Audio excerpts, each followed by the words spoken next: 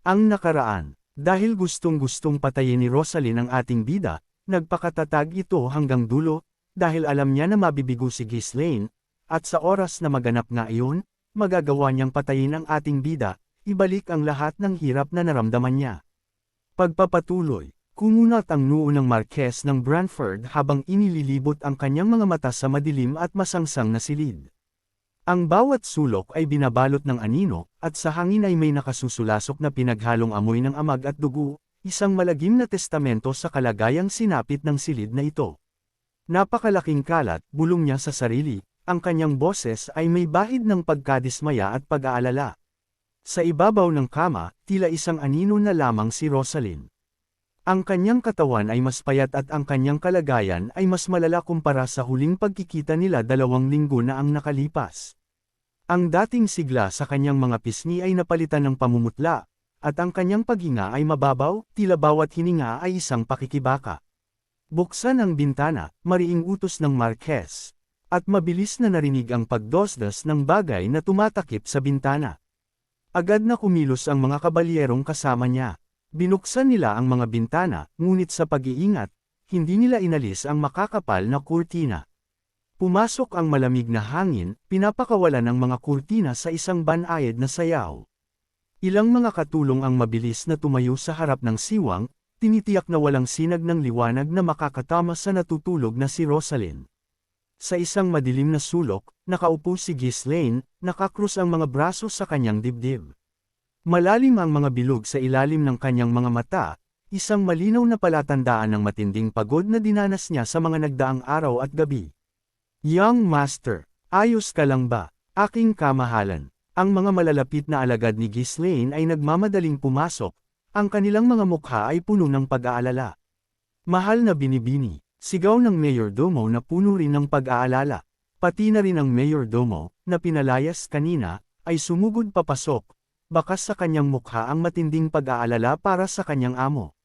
Sa gitna ng biglaang kaguluhan, dahan-daang iminulat ni Rosaline ang kanyang mga mata. Sa kabila ng panghihina, pilit niyang inangat ang sarili. Isang buntong hininga ang kumawala sa kanyang mga labi. Ito ay isang komplikadong tunog, pinaghalong ginhawa na sa wakas ay tapos na ang lahat, at ang nananatiling hapdi ng sakit na kanyang tiniis. Walang pag-aalinlangan, itinuro ni Rosaline si Ghislaine. Agad-agad, dakpin ang walang hiyang yan, utos ni Rosaline na puno pa rin ng tapang sa kanyang puso't isipan, na ang laman lang ay ang ipapatay ang ating bida. Ngayong tapos na ang lahat, maaari na niyang aipakulong ito. Ang kanyang isipan ay puno ng mga plano kung paano niya pagbabayaran ang lalaki sa lahat ng sakit at kahihiyang dinulot nito sa kanya. Ano pang ginagawa ninyo? Sinabi kong dakpin siya ngayon din. Sa sigaw ni Rosaline, nag-atubili ang mga kabalyero. Ang kanilang mga mata ay napatingin sa kanilang commander. Si Tolyo ay tahimik na nagbigay ng sinyas. Agad na hinaranggan ng mga kabalyero ang lahat ng posibleng daanan palabas at nagsimulang palibutan ang lugar. Habang tumitindi ang tensyon, ang mga alagad ni Ghislaine, na pilit pinapanatili ang kanilang kahinahunan, ay maingat na pumalibot sa kanilang kamahalan, handa sa anumang mangyayari. Young Master, anong gagawin natin ngayon? Pabulong na tanong ni Belinda, ang kanyang boses ay nanginginig sa kaba. Ngunit si Ghislaine ay nagpakita lamang ng pagod na ekspresyon, nananatiling tahimik. Si Claude naman ay tahimik lang sa isang tabi, inihahanda ang sarili sa pinakamasamang posibleng mangyari. Kung magkakagulo, kailangan kong kumuha ng isa sa kanila bilang hostage. Ngunit si Tolyo ay hindi naging commander ng mga kabalyero ng pamilya ng Marquess ng walang dahilan. Ang kanyang mga tauhan ay handa ng kumilos sa sandaling gumawa ng anumang kahinahinalang galaw ang grupo ni Ghislaine, nakahandang sumugod upang protektahan si Rosaline at ang Marquess ng Branford. Nang ang tensyon sa pagitan ng dalawang panig ay umabot na sa sukdulan, nagsalita ang Marquess ng Branford sa isang mahinahong tono. Alisin ang maskara, napangisi si Rosaline at tumango. Siyempre, kailangan nating makita ang resulta ng peking panggagamot na ito para sa tamang katwiran. Bagamat halata na naman ang kalalabasan, walang awan niyang hinablot ang maskara at itinapon ito sa sahig. Kahit nabukas ang bintana, hindi na sumagi sa isip niya ang pagtatago ng kanyang mukha. Matapos ang lahat ng paghihirap na dinanas niya, wala nang halaga ang kaunting sikat ng araw. Sapat na ba yan? Nakita nyo na ba? Ngayon, dakpin siya. Bilis! Sumigaw si Rosalyn, nagngingit-ngit ang mga ngipin, ngunit walang sinuman ang gumalaw. Oh, isang kakaibang tunog lamang ang kanyang pinakawalan, na tila naguguluhan o namamangha. Muling itinaas ni Rosalyn ang kanyang boses, puno ng galit. Anong ginagawa ng lahat ngayon? Sinasabi niyo bang hindi kayo kikilos malibang utos ng aking ama? Pag-alit na sabi ni Rosalyn dahil nakatunganga lang ang mga tao sa paligid nito. Ah, mahal na binibini, mahal na binibini. Mahal na binibini. Patuloy na pag-uulit ng mayordomo. Ang mayordomo, na may mga luhas sa kanyang mga mata, ay biglang hinawakan ang kamay ni Rosalyn. Na tila isang palatandaan, ang mga katulong at kabalyero sa silid ay nagsimulang humanga. Natulala siya sa kanilang hindi inaasahang reaksyon. Bakit kayong lahat? Bakit? Kinakabahang lumunok si Rosalyn. Bigla, isang realisasyon ang sumagi sa kanyang isipan. Ang tibok ng kanyang puso ay nagsimulang bumilis. Iyon ay dahil isang pangyayari ang hindi niya inaasahan ang samasagi ngayon sa kanyang isipan. Tumingin siya sa paligid, pagkatapos ay sumenya sa mga katulong na nakaharang sa bintana. Nag-atubili ang mga katulong ngunit maingat na tumabi. Sumilip ang sikat ng araw sa siwang ng mga kurtina, maliwanag na nag-iilaw sa pisngi ni Rosalyn. Napaigtad siya sa init ngunit agad niyang napagtanto na wala siyang naramdamang sakit. Hinawakan niya ang kanyang pisngi. Hindi maaari. Pinipigilan ng parehong pagkabalisa at pag-asa, nagsalita siya sa isang pilit at nanginginig na boses.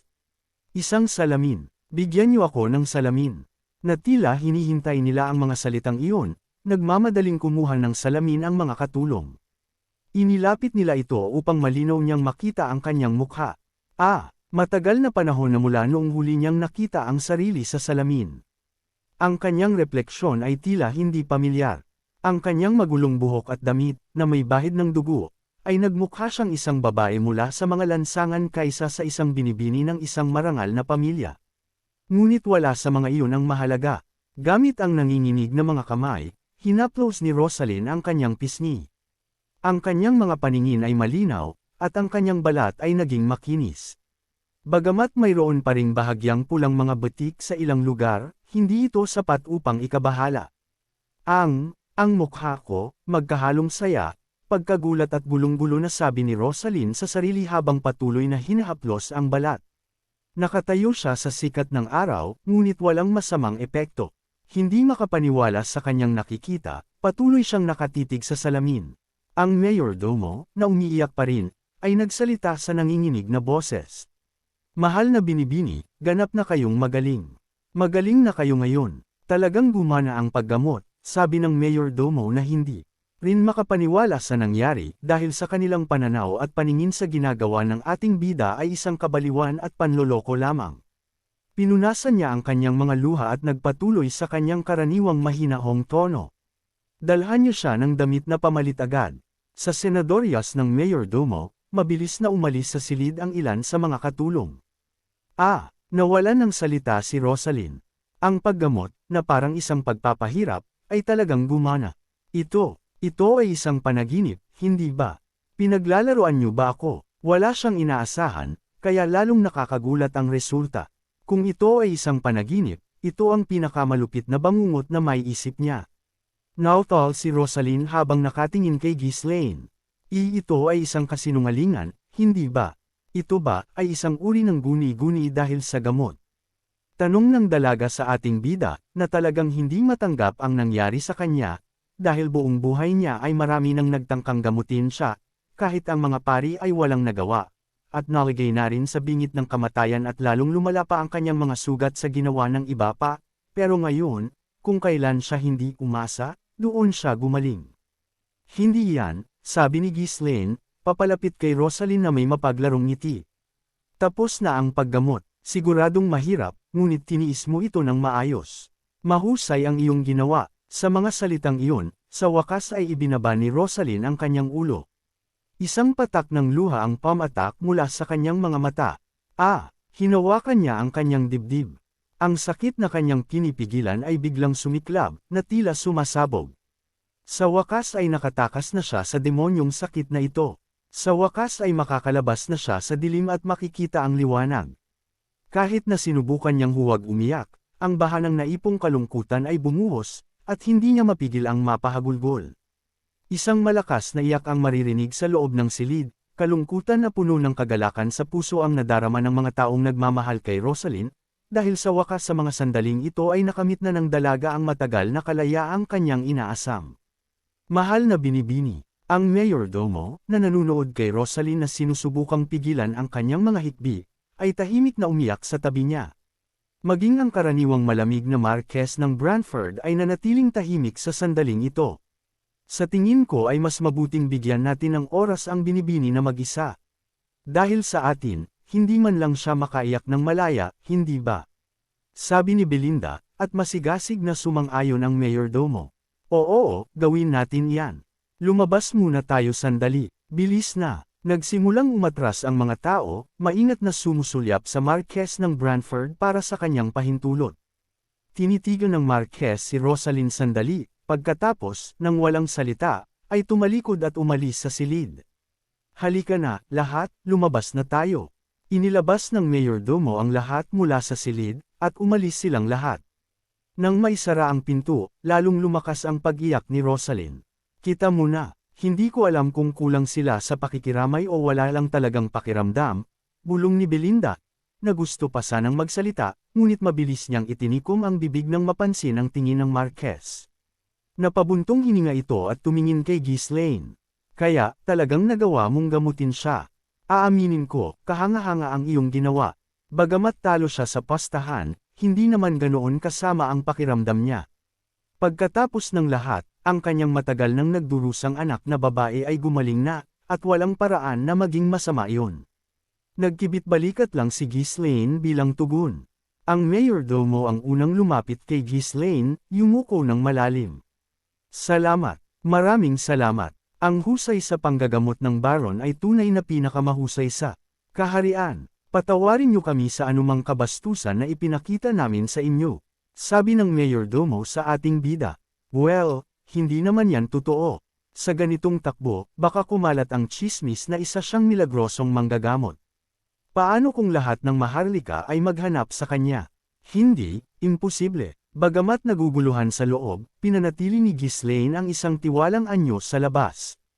Ang kanyang mga alagad, nang makita ito, ay sa wakas ay nakahinga ng maluwag. Sumulyap si Belinda sa mukha ng Marquess at ngumisi. Tingnan mo ang mukhang iyan. Kung mayroon siyang reklamo, dapat magsalita na lang siya. Sa ganitong takbo ng mga pangyayari, kahit na ang kinatatakutang Marquess ay hindi na sila basta-basta magagalaw nito. Napatunganga si Claude sa kanyang isipan. Bagamat natutuwa siyang nalampasan nila ang krisis, hindi pa rin niya maintindihan kung ano ang nangyari sa pagkakataong ito. Para bang naparalisa ang sentido komun nito, dahil sa kanyang mga nakikita ay talagang kabaliwan ang ginawa ni Ghislaine, at paanong magagamot ang karamdaman na kahit ang mga pari at mga magagaling na nilalang sa kaharian ay walang nagawa. Wow, kamangha-mangha tuwing nakikita ko ito. Paano ito nagtatagumpay? Tanong nito sa sarili habang nakatingin sa ating bida, dahil maraming himala na itong ginagawa, mga kaparaanan na taliwas sa normal na pag-iisip ng isang tao. Pinaningkita niya ng mata si Ghislaine, sinusuri ito mula ulo hanggang paa. Kahit paano ko tingnan, mukha siyang may kalahating kaalaman lang, sabi nito sa sarili na wala raw sa itsura ng ating bida na henyo ito, pero ang mga resulta ng kanyang mga ginagawa ay talagang wala sa raw sa mundo. Ang mga kakaibang ginagawa ni Ghislaine ay para bang nagawa niyang kunin ang mga sagot sa problema mula sa kung saan. Isang kakaibang kababalaghan kung saan nakakagawa siya ng mga resulta ng hindi talaga nauunawaan ang sanhi. Sa kabila ng ilang beses na niyang nakita itong mangyari, hindi pa rin maintindihan ni Claude kung paano ito posible. Kumunat ang noo ng Marquess ng Branford habang pinagmamasdan ang grupo ng mga nakaka-relax na individual sa paligid ni Ghislaine. Sabihin mo kay Rosalyn na puntahan ako mamaya. Sa ngayon, ipatawag ang mga alagad. Tatapusin na natin ang kasunduan kay Baron Fenris. Sa mga salita ng Marquess, ang mga nasa paligid niya ay nagpakawala ng maliliit na bulalas. Ang pagtatapos ng kasunduan ay nangangahulugang pagkilala sa kontribusyon ni Baron Fenris at pagsang-ayon na ibigay sa kanya ang kanyang gusto. Ang mga mausisang mata ay napatingin kay Ghislaine, nag-iisip kung ano ang maaari niyang hilingin. Hindi nagtagal, nagtipon sa bulwagan ang mga pangunahing alagad ng pamilya ng Marquez. Personal at magalang na inihatid ng mayordomo si Ghislaine at ang kanyang mga alagad sa pagpupulong. Ang Marquez ng Branford ay nakaupo sa pinakamataas na upuan, nakapatong ang kanyang baba sa kanyang kamay habang nakatingin sa grupo. Ang resulta ay kahanga-hanga. Akala ko'y puro yabang lang, ngunit mukhang higit ka pa sa isang maingay na bata. Nagulat ang mga alagad na nakikinig. Ang ganitong mapagbigay na papuri ay bihira mula sa Marquez ng Branford. Hindi karaniwan ang pamamaraan, ngunit ang isang pangako ay isang pangako. Ngayon, sabihin mo sa akin kung ano ang gusto mo. Lahat ay napatingin kay Ghislaine na may mga mukhang puno ng kuryosidad. Kapag nakikipag-usap sa isang makapangyarihang tulad ng Marquez ng Branford, malamang na hindi maliit na bagay ang kanyang hihilingin. Gaano kalaki ang gantimpalang hinahangad niya para gawin ang lahat ng ito? Ang bulwagan ay napuno ng tensyon at pag-asa. Tahimik na huminga ng malalim si Ghislaine at itinaas ang kanyang ulo. Hindi naman ito isang malaking hiling. Walang pakialam na tumango ang Marquez. Sige, huwag kang mag-atubili. Ano man ang gusto mo, karamihan ay nasa loob ng aking kapangyarihan na ibigay. Bahagyang ngumiti si Ghislaine, na tila gamaan ang loob, at nagsalita. Pakiusap, maging tagapag-alaga ko kayo. Panipi tuldok. Ano? Nagulat ang Marquez ng Branford at muling nagtanong. At hindi lang siya, lahat sa paligid niya ay mukhang natulala, nakanganga ang mga bibig. Inulit ng Marquez ang kanyang tanong upang kumpirmahin. Sinabi mo bang, tagapag-alaga? Opo, hindi ka ba nagkamali, na humihingi ng kaunting suporta sa halip? Hindi po, hindi ako nagkamali. Ha, sa unang pagkakataon, ang karaniwang striktong mukha ng Marquez ng Branford ay napalitan ng pagkalito. Maging ang mga tao sa paligid niya ay nakatingin kay Ghislaine na may katulad na ekspresyon ng kanilang amo. Tanging si Belinda lamang ang nakatingin sa kanya na may mapagmataas na tingin. Wow! Tulad ng inaasahan sa aming young master. Siya ang nagturo kay Ghislaine noong bata pa ito na kung bibigyan ka ng isa, dapat kang kumuha ng dalawa. Ngunit hindi niya inakala na aabot ito sa puntong idedeklara niyang habang buhay siyang aasa sa isang tao. At sabihin pa iyon sa isang kinatatakutang Marquez. Talagang natuto siya ng mabuti, kung sino man ang nagturo sa kanya. Habang pinagmamasdan si Ghislaine na nakatayo doon, buong tapang na gumagawa ng isang kahilingan na magpapanginig sa sinuman, ang Marquez ng Branford ay nagpakawala ng isang mababang ungol. May malaking pagkakaiba sa pagitan ng simpleng pagbibigay ng suporta at pag-ako sa papel ng isang tagapag-alaga. Ang pagiging tagapag-alaga niya ay nangangahulugan na anuman ang uri ng gulo na idulot ni Ghislaine sa hinaharap. Ang Marquez ng Branford ang mananagot sa pag-aayos nito. Sinabi niyang wala siyang gustong malaking bagay, ngunit malinaw na balak niyang patuloy na kumuha ng mga benepisyo sa tuwing kailangan niya sa hinaharap. Ang batang ito ay hindi lang walang hiya, nasa ibang antas na siya ng kawalang hiyaan. Sabi ng Marquez habang nakatingin sa ating bida, dahil akala niya isang batang mapaghangad sa kayamanan o kasikatan lang ang ating bida. Hindi nila alam na si Ghislaine ay isang hari ng mga mangbubudo. Ngayong nagtagumpay na si Ghislaine sa kanilang pastahan ng Marquez nang pagalingin nito si Rosalyn, at nasabi na rin ito ang kanyang kailangan na malinaw sa Marquez kung anong ibig sabihin nito, papayag kaya ito sa nais ng ating bida. Abangan! Huwag po sana ninyong kalimutan ang mag-like, share, at mag-comment sa ating video. Maraming salamat!